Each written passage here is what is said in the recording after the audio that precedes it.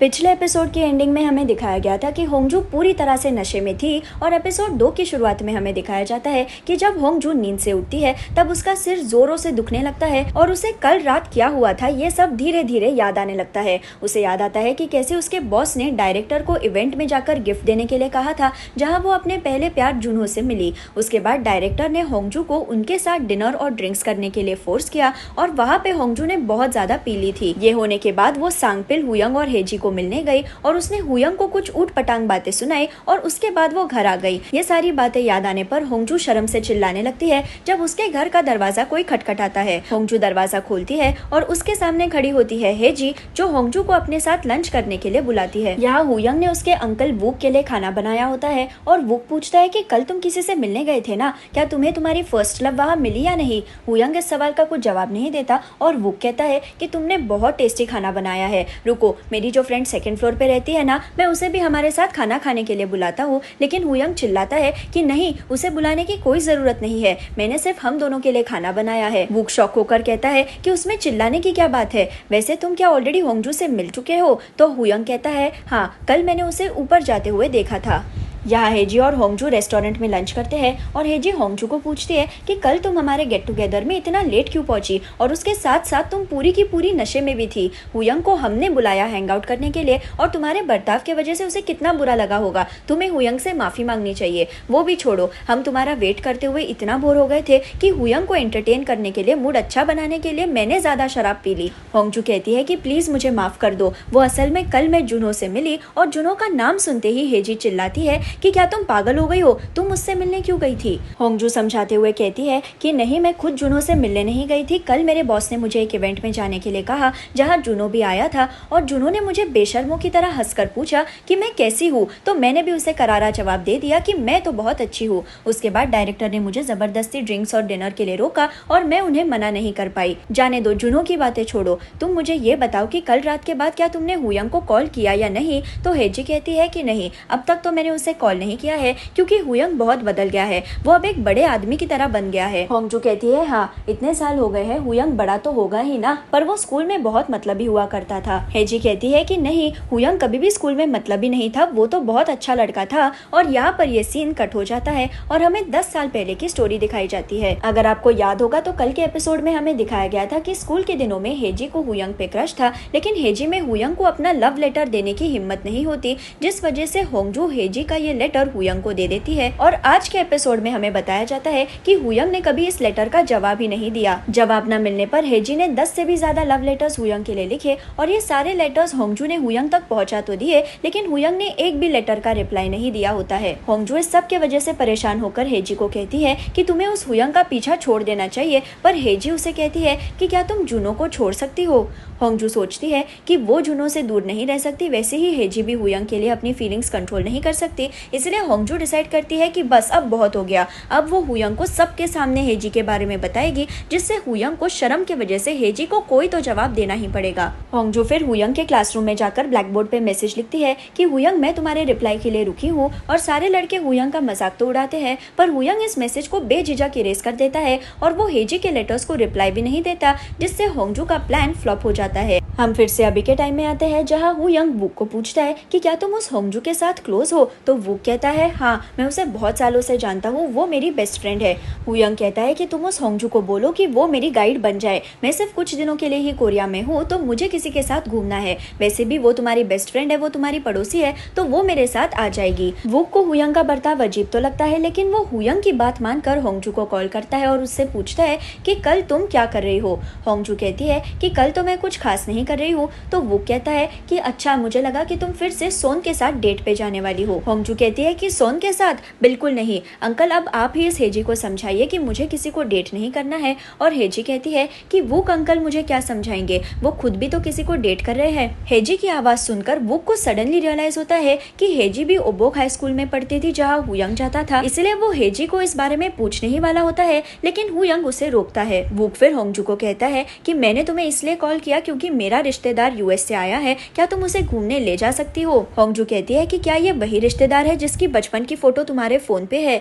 VOOC बोलता है हाँ वही रिश्तेदार। तो होंगजू कहती है कि ठीक है, तुम्हारे उस क्यूट सी भांजी को कह देना कि मैं उसका अच्छे से ध्यान रखूंगी। और होंगजू फोन कट कर देती है। फोन कट होने पर हुयंग कंफ्यूज होकर वूक को पूछता है कि भांजी, उसने मुझे भांजी क्यों बुलाया? तुमने मेरी कौन सी फोटो होंगजू को दिखाई? तो वूक हुयंग को उसके बचपन की फोटो दिखाता है जिसमें वो फैंसी ड्रेस कंपटीशन वाले दिन 2 पोनीटेल्स में था और उसने एक ड्रेस पहना था। हुयंग चिल्लाता है कि मेरा ये फोटो तुम्हारे पास क्यों है? तो वूक कहता है क्योंकि मुझे भी ऐसी ही क्यूट बच्ची चाहिए फ्यूचर में। चलो ये बातें छोड़ो, हेजी और होंगजू एक ही स्कूल में जाते थे। कल रात वो दोनों ड्रिंक कर रही थी। तुम भी कल रात किसी से मिलने गए थे, तो क्या तुम हेजी और होंगजू को जानते हो? जब मैं हेजी को उसके स्कूल के बारे में पूछ रहा था तब तुमने मुझे क्यों रोका? क्या हेजी ही तुम्हारा पहला प्यार है? हुयंग कुछ नहीं कहता और वुक को शक होने लगता है कि शायद हुयंग हेजी को पसंद करता है। इसलिए वो होंगजू को मैसेज करता है कि कल तुम जब मेरे रिश्तेदार से मिलने जाओगी तब तुम हेजी को भी अपने साथ लेकर जाना। लेकिन हेजी जाने से मना कर देती है, ये कहकर कि मैं किसी की बेबी सिटिंग नहीं करना चाहती, मैं तो कल हुयंग से मिलना चाहती हूँ।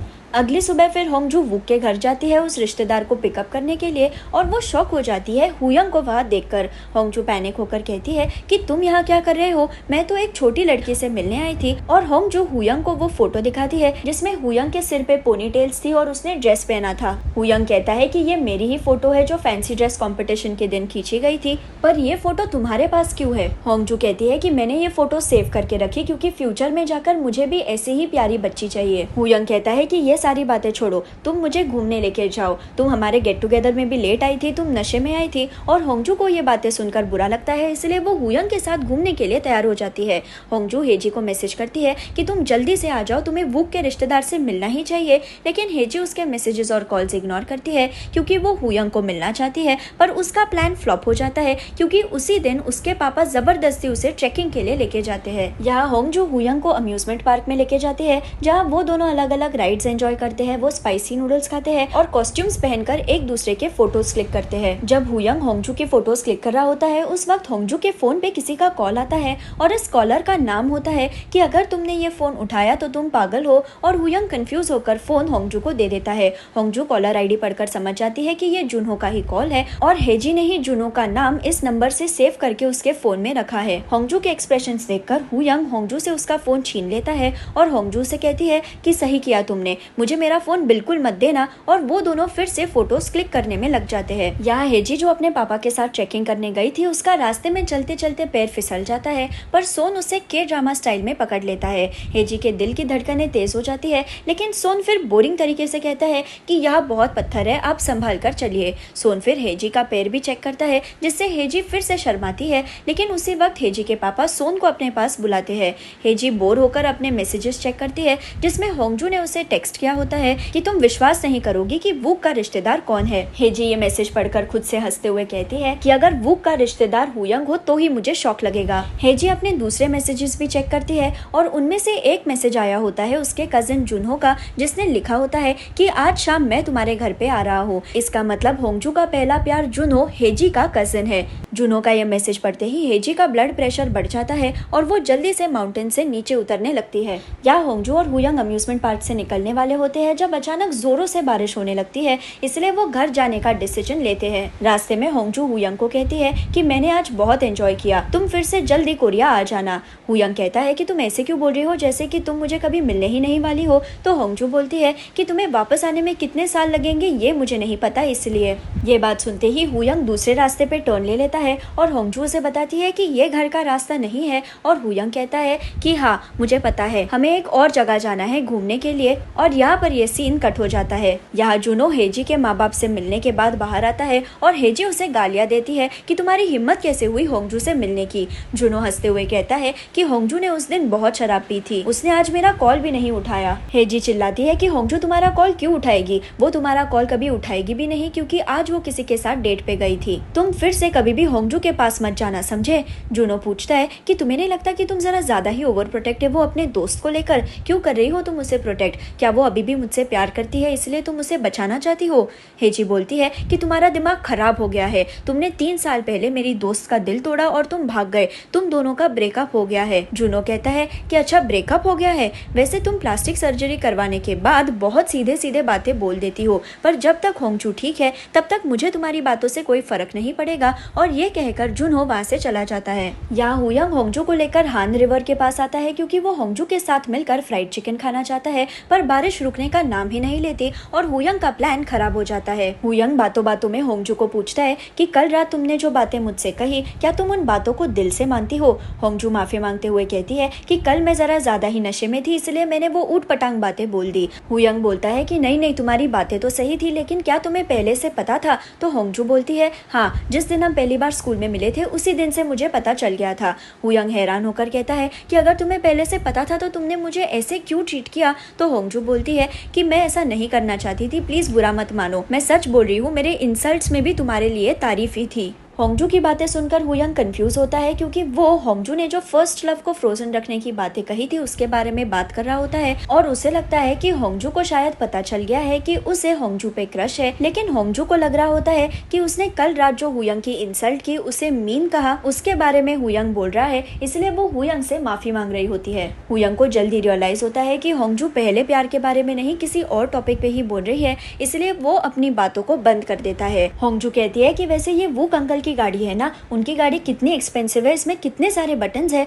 और होंगजू मस्ती मस्ती में सारे बटन्स प्रेस करना शुरू कर देती है। एक बटन से होंगजू की सीट रिक्लाइन हो जाती है, दूसरे बटन से कार की विंडो ओपन हो जाती है और होंगजू इस खिड़की को बंद नहीं कर पाती, जिस वजह से बारिश का सारा पानी गाड़ी के अंदर आने लगता है। हुयंग विंडो बंद करने के लिए होंगजू के साइड पे जाता है और इस बीच वो होंगजू के ऊपर होता है। हुयंग और होंगजू एक दूसरे की आंखों में देखते हैं और ये सीन बहुत रोमांटिक होता है, पर होंगजू ऑकवर्ड होकर हुयंग को अपने सीट पे वापस जाने के लिए कहती है। हुयंग और होंगजू फिर ड्राइव करके घर पहुंच जाते हैं और उनके बीच एक अजीब सा माहौल बन गया होता है। हुयंग होंगजू को कहता है कि तुम गाड़ी में ही रुको, मैं तुम्हारे लिए छाता लाता हूँ, पर होंगजू कहती है कि मेरा घर 2nd फ्लोर पे ही है, मुझे छाते की कोई जरूरत नहीं है। हुयंग और होंगजू फिर गाड़ी से निकलकर वुक के घर के सामने रुके होते हैं जब हुयंग को दिखता है कि होंगजू एक साइड से बारिश में भीग रही है, इसलिए वो होंगजू को अपनी तरफ खींचता है और होंगजू के हार्ट बीट्स बढ़ जाते हैं। होंगजू हुयंग की तरफ देख भी नहीं पाती, इसलिए वो जल्दी से सामने रखा हुआ एक छाता उठाकर अपने घर जाने वाली होती है, पर हुयंग उसे रोकते हुए कहता है कि अगली बार मेरे साथ फ्राइड चिकन जरूर खाना। होंगजू हाँ बोलकर वहां से चली जाती है और घर जाने पर हुयंग खुद से बड़बड़ाता है कि मैं अपनी दिल की बात अब बोल सकता था, पर मैं एक लूजर हूँ, मैंने ये क्या कह दिया कि मेरे साथ फ्राइड चिकन खाने आ जाओ। होंगजू भी घर जाकर सोचती है कि हुयंग ने उसे फ्राइड चिकन खाने के लिए इन्वाइट तो किया है, लेकिन हुयंग ने जिस तरीके से वो बात कही वो बहुत ज्यादा रोमांटिक था और होंगजू परेशान हो जाती है। हमें फिर यहाँ पे 10 साल पहले की स्टोरी दिखाई जाती है जब स्कूल के दिनों में होंगजू लाइब्रेरियन से झगड़ रही थी कि लाइब्रेरी में माय अवांट-गार्डे लव किताब रखनी चाहिए। लाइब्रेरियन होंगजू को कहती है कि स्कूल हमें सिर्फ वही बुक्स खरीदने देती है जिनकी डिमांड होती है, और अगर तुम्हें वो किताब लाइब्रेरी में चाहिए तो तुम्हें उसके रीजंस देने होंगे कि वो किताब पढ़ना सबके लिए क्यों जरूरी है।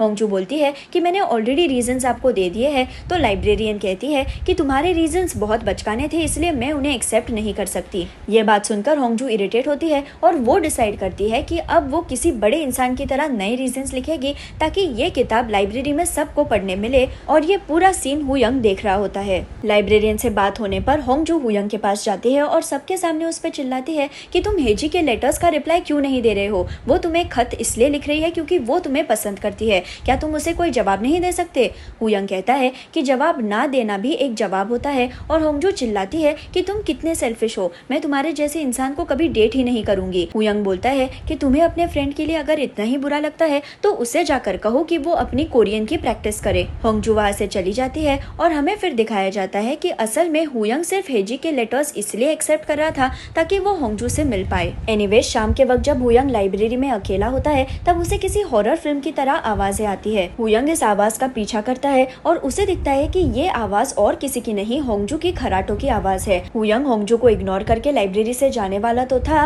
लेकिन जब होंगजू का सिर नींद में टेबल पे पटका जाने वाला था तब हुयंग ने जल्दी से अपने हाथ से होंगजू के सिर को पकड़ लिया ताकि उसे चोट न लगे। हुयंग को फिर दिखता है कि होंगजू माय अवांट गार्डे लव किताब को लाइब्रेरी में क्यों रखना चाहिए उसके रीजंस लिखते लिखते सो गई और होंगजू के सारे रीजंस बकवास होते हैं। इसलिए हुयंग, जिसने खुद ये किताब पढ़ी थी, वो होंगजू के लिए रीजंस लिखता है, उसे हेल्प करता है और इन रीजंस को लाइब्रेरी में सबमिट भी कर देता है। होंगजू की जब नींद खुलती है तो उसके रीजंस वाला पेपर गायब हो गया होता है और अब उसे याद भी नहीं आता कि उसने क्या लिखा था, इसलिए वो गिव अप कर देती है। हम फिर से अभी के टाइम में आते हैं जहाँ होंगजू अपने ऑफिस जाती है, जहाँ एक बड़ी गाड़ी सामने पार्क्ड होती है और ऑफिस जाते ही होंगजू की बॉस उसे केबिन में मिलने बुलाती है। होंगजू बहुत नर्वस होती है कि सुबह सुबह उसकी बॉस उसे क्यों बुला रही है और बॉस के केबिन में जाते ही उसके होश उड़ जाते हैं क्योंकि उसके सामने बैठा होता है जुनहो। हमें फिर दिखाया जाता है कि 3 साल पहले होंगजू जुनहो का पीछा करते हुए एयरपोर्ट तक गई। उसने जुनहो से बात करने की बहुत कोशिश की, उसने जुनहो से माफ़ी मांगी,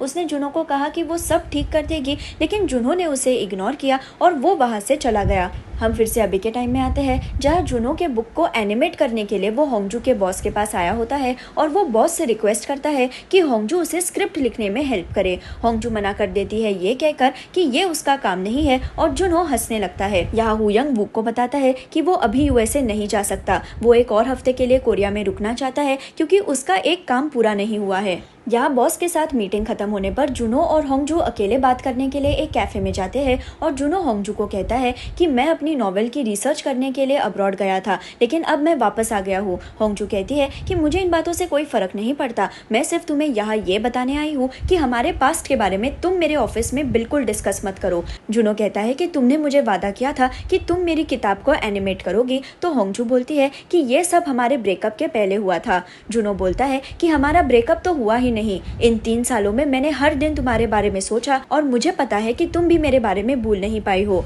जुनहो अपने पॉकेट में से एक एनवेलप निकालता है जिसमें होंगजू ने उसे लिखा हुआ लेटर है और जुनहो बोलता है कि इस लेटर में तुमने जो बातें लिखी क्या वो झूठी थी, क्या तुम्हारी फीलिंग्स झूठी थी। यहाँ हुयंग और वुक हुयंग के कोरिया में रहने के डिसीजन के बारे में बात करने के लिए ऑफिस से बाहर आते हैं और वुक शॉक होकर हुयंग को कहता है कि क्या ये सब तुम अपने पहले प्यार के लिए कर रहे हो, क्या तुम अपने पहले प्यार के लिए रुक रहे हो, तुम्हें हेजी में इतना क्या ही पसंद आया। और हुयंग वुक की बातों को इग्नोर करके बीच रास्ते में रुक जाता है क्योंकि उसे कैफे में होंगजू दिखती है।